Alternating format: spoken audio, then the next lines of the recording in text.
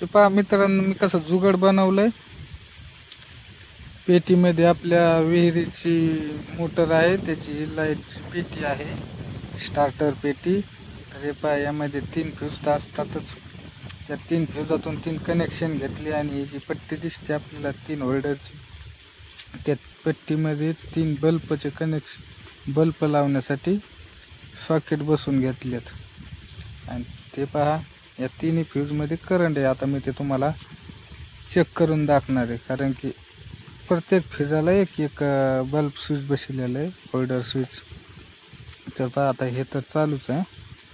आता हे पहा, दुसऱ्यामध्ये लागली लाईट, तिसऱ्यात पण लागली. तर हे अशा पद्धतीने मी आपल्या पेटीमध्ये सुविधा केली, कारण की कुठं जायचं नाही. फ्यूज गेला तर इथंच कळतंय, डीपीकडे जायची गरज नाही.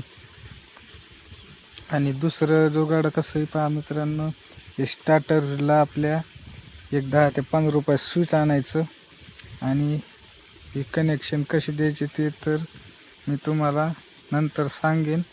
असं कनेक्शन द्यायचं. ह्या बटनाने आपल्या स्टार्टरला किंवा मोटरीला काहीच प्रॉब्लेम येत नाही.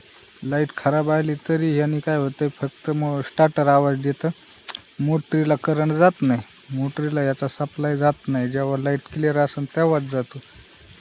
तर मित्रांनो, जुगाड कसं वाटलं कमेंटमध्ये सांगा आणि आमच्या यूट्यूब चॅनलला सबस्क्राईब करा. हे पहा मित्रांनो, पुन्हा आपण मोबाईलसाठी सुद्धा इथं एक बोर्ड बसवलेला आहे.